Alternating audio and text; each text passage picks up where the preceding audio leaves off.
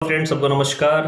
Friends, अगर आप government exam की तैयारी कर रहे हैं और बैचलर्स हैं और डिफेंस में जाने की इच्छा रखते हैं, चाहे वो मेल हो या फीमेल हो, तो इंडियन नेवी ने एक बहुत ही अच्छी वैकेंसी निकाली है हर साल की तरह। आप देख पा रहे होंगे स्क्रीन पे कि Indian navy invites online application from married, unmarried and unmarried female. यानी कि पहला क्राइटेरिया तो ये है कि यहाँ पे मैरिड नहीं अप्लाई कर सकते हैं, और जो है वो आपका है अग्निवीर के लिए, एमआर के लिए, है ना।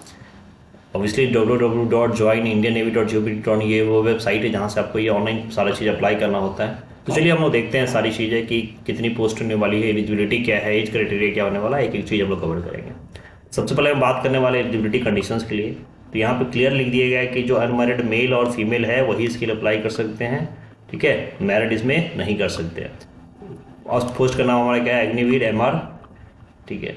ये आपका ट्रेड वाइज वैकेंसीज होती है मेल और फीमेल के लिए, ठीक है। एजुकेशनल क्वालिफिकेशन की अगर बात करें तो यहाँ पे candidates must have passed matriculation, यानी कि 10th पास होना चाहिए with minimum 50% marks in aggregate from board of the school. यानी कि अगर आप 10th के हैं तो भी अप्लाई कर सकते हैं। सिर्फ 50% मार्क्स आपका होना चाहिए, यानी कि मिनिमम 50% है, उससे कम है तो अप्लाई आप नहीं कर पाएंगे। जो बच्चे 10th बोर्ड एग्जाम्स यानी कि एकेडमिक ईयर 2024-25 में है वो भी अप्लाई कर सकते हैं। अच्छी बात है कि यानी कि जब अगर आप एलिजिबल हो, आपने तुरंत एग्जाम दिया है तो भी आप इसके लिए अप्लाई कर पाओगे, क्योंकि उस समय तक आपके सर्टिफिकेट्स आ जाते हैं। बात करते हैं एज क्राइटेरिया की, तो जो अग्निवीर 2/2025 बचे, आपका जो जन्म है 1 सितंबर 2004 से लेके 29 के बीच में होना चाहिए, फरवरी 2008, यानी कि दोनों डेट 29 फरवरी 2008 और 1 सितंबर 2004, यानी कि इसके बीच में आपका जन्म होना चाहिए, याद रखना है, ठीक है। ये जो सेकेंड बैच है 2024 में, इसमें 1 फरवरी 2005 से लेके आपका जन्म होना चाहिए 31 जुलाई 2008, याद रखिएगा। और अग्निवीर 2026 बैच के लिए जो है उनका जन्म होना चाहिए 1 जुलाई 2005 से लेके 31 दिसंबर 2008 तक। तो ये चीज़ें नोट करने वाली है कि अगर आपका जन्म इनके बीच में होगा तभी आप इसके लिए अप्लाई कर पाओगे, इसके बाद नहीं कर पाओगे। इसके अलावा जो रिलैक्सेशन होती है वो तो आपको मिलेगी। मैरिटल स्टेटस में पहले लिख दिया गया है कि यहाँ पे अनमैरिड होना चाहिए। टर्म्स एंड कंडीशंस कुछ दिया गया है, जैसे ड्यूरेशन ऑफ सर्विस देखिए यहाँ पे क्या है कि Agniveer shall be enrolled in the Indian navy under the navy act 1950 for a 4 period of years. आपको पता है कि नए रूल्स के हिसाब से आपको 4 साल के लिए रखा जाएगा, ठीक है, आपको डिस्ट्रिक्ट रैंक में। अगर उसके बाद उसमें से बहुत सारे लोगों को परमानेंट्स करते हैं। लीव की अगर बात करें तो 30 डेज लीव हर साल आपका अलाउ होता है, सिक लीव के अलावा। सिक लीव तो अलग से मिलता ही होता है।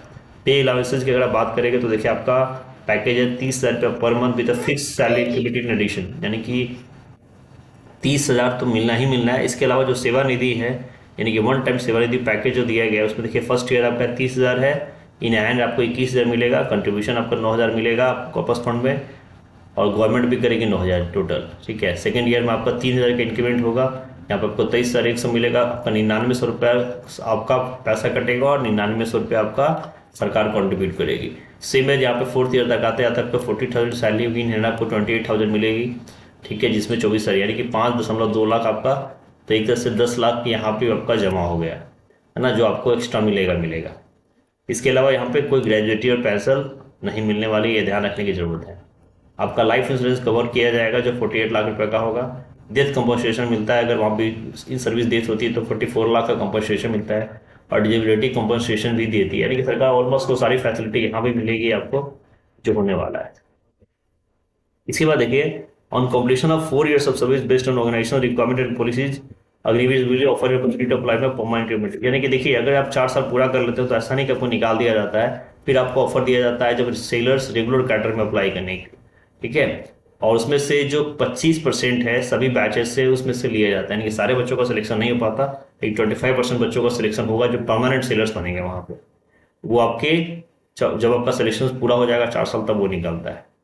चलिए तो आप बात करते हैं सिलेक्शन प्रोसेस की। तो सिलेक्शन प्रोसेस क्या होना है, सबसे पहले आपका एक आईनेट 2025 एग्जाम होगा जो मई 2025 में होगा, ठीक है। Based on the marks in stage 1, आपका स्टेज 2 में अग्निवीर एमआर में आपका सेपरेटली एग्जाम होगा। तो उसका जो टेंटेटिव डेट है वो होने वाला है, वो आप देख लीजिए। इसका सबसे पहले देखिए कि एप्लीकेशन विंडो अग्निवीर स्टेज 1 का जो आईनेट का है आपका 29 मार्च से ऑलरेडी ओपन हो चुका है, जो 10 अप्रैल तक चलेगा। करेक्शन के लिए आपको 14 से 16 अप्रैल तक का मिल रहा है। स्टेज 1 आपका एग्जाम होने वाला है मई 2025 में, और रिजल्ट डिक्लेरेशन भी मई में ही आपका हो जाएगा।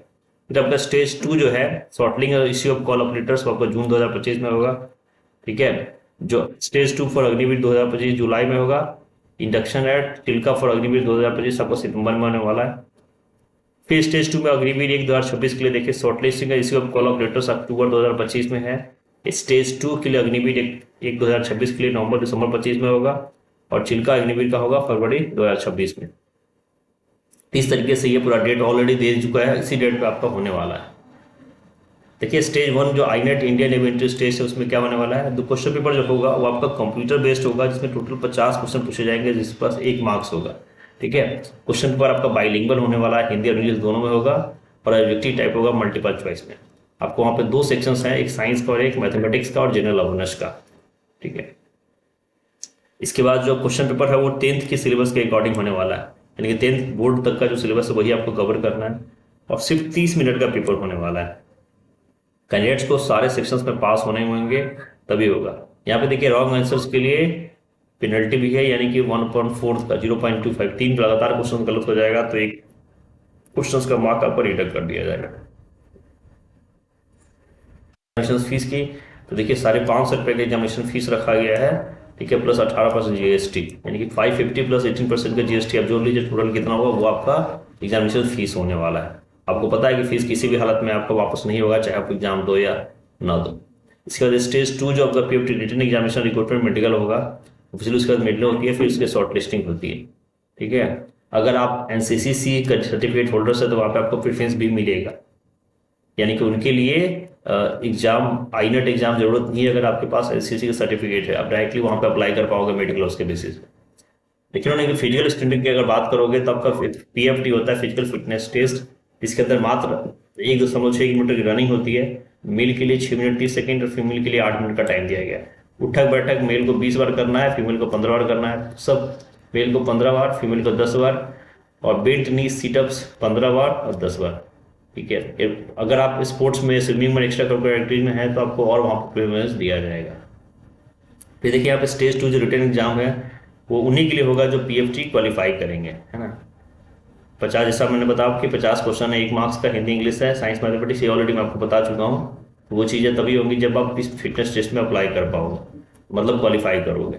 फिर आपका मेडिकल होगा और फिर प्रोविजनल सिलेक्शन लिस्ट निकलता है। ठीक है, तो ये सारे क्राइटेरिया है।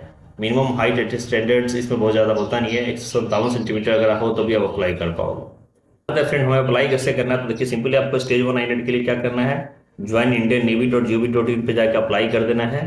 ठीक है, वहाँ पे आप फोटोग्राफ जो है आपका 10 KB से 50 KB होना चाहिए, सिग्नेचर आपका 10 से 20 KB में होना चाहिए। तो वो सारी चीज़ें फॉर्म भर के देख सकते हो। अगर दिक्कत होगी तो हम दोबारा फॉर्म भरने का एक वीडियो भी बना लेंगे हम लोग।